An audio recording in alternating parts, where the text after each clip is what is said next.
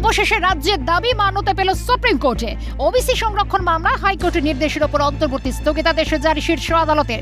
প্রধান বিচারপতি B.R.. Gavai division bench পর্যবেক্ষণে জানায়, সরকারের প্রশাসনের সিদ্ধান্তে কিভাবে হস্তক্ষেপ করে হাইকোর্ট বিস্মিত হচ্ছে।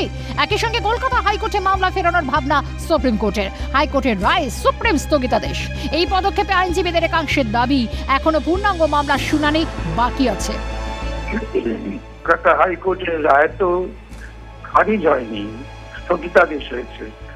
সুতরাং এই পরিস্থিতি খুব একটা গুণগত পরিবর্তন হলো বলে মনে হচ্ছে না। তো কাল্পনিক ভাবে তৈরি করা হচ্ছিল। এখন স্থগিতাদেশের কি কি বিষয়ের উপর স্থগিতাদেশ হলো, ভর্তি প্রক্রিয়া যদি চালু হয়, পরবর্তীকালে যদি হাইকোর্টের রায় বহাল থাকে তখন কি হবে, অনেক প্রশ্ন উঠে যাচ্ছে।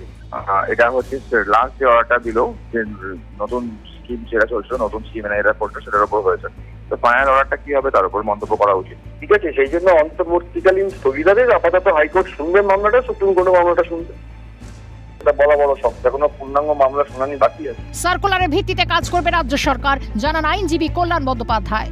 করেছিল হাইকোর্ট 11ই জুন যত নোটিফিকেশন তৈরি হয়েছিল বিধানসভা হওয়ার পরে, বিধানসভাতে পেশ করার পর যতগুলো ক্লাসকে নিয়ে এসেছিল, 77টা ক্লাস এবং 17% রিজার্ভেশন ওবিসি, সেটাকে স্টে করে দিয়ে আগেরটাতে চলে গেল 7.5 এবং ওবিসি। এখানে OBC A category, OBC B category, সেটা এখন স্টে হয়ে গেল। স্টে হওয়া যাওয়া মানে হচ্ছে যে ওই সার্কুলার ভিত্তিতে এখন সরকার কাজ করতে হবে। আইনজীবী কপিল সিব্বল রাজ্যের হয়ে সওয়াল করেন, 17 জুন রাজ্যের ওবিসি তালিকার উপরে অন্তর্বর্তী স্থগিতাদেশ জারি করে হাইকোর্ট, যার পাল্টা রাজ্য হাইকোর্টের রায়কে চ্যালেঞ্জ করে দ্বারস্থ হয় শীর্ষ আদালতে। এরপর 24 জুলাই প্রধান বিচারপতির এজলাসে দ্রুত শুনানির আর্জি করেন রাজ্যের আইনজীবী কপিল সিব্বল। তাঁরই ভিত্তিতে সোমবার মামলা শুনে সুপ্রিম কোর্ট।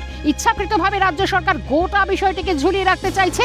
সুপ্রিম রায়ের পর এমনই মন্তব্য আইনজীবী ফেরদৌস শামীমের।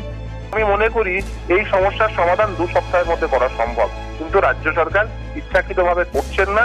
ইচ্ছাকৃতভাবে এটাকে বিষয়টাকে ঝুলিয়ে রাখতে চাইছেন, যে তারাই ভালো বলতে পারবেন কেন তারা ঝুলিয়ে রাখতে চাইছেন। দুই পক্ষের সমস্ত বক্তব্য শোনার পর প্রধান বিচারপতি বলেন, সব পক্ষ চাইলে ওবিসি মামলা ফেরত পাঠানো হবে কলকাতা হাইকোর্টেই। সেক্ষেত্রে বিশেষ বেঞ্চ গঠনের জন্য নির্দেশ দেওয়া হবে হাইকোর্টের প্রধান বিচারপতিকে। সেই সঙ্গে 6 থেকে 8 সপ্তাহের মধ্যে মামলার শুনানি শেষের নির্দেশ দেওয়া হবে। কিন্তু হাইকোর্টে যারা মামলা করেন তাদের পক্ষের আইনজীবীরা তীব্র আপত্তি জানান প্রধান বিচারপতির প্রস্তাবে, যার জেরে প্রধান বিচারপতি সিদ্ধান্ত নেন মামলার শুনানি হবে সুপ্রিম কোর্টেই। 2 সপ্তাহ পর মামলার পরবর্তী শুনানি। ইন্দ্রাণী দাশগুপ্তের রিপোর্ট, ক্যালকাটা নিউজ।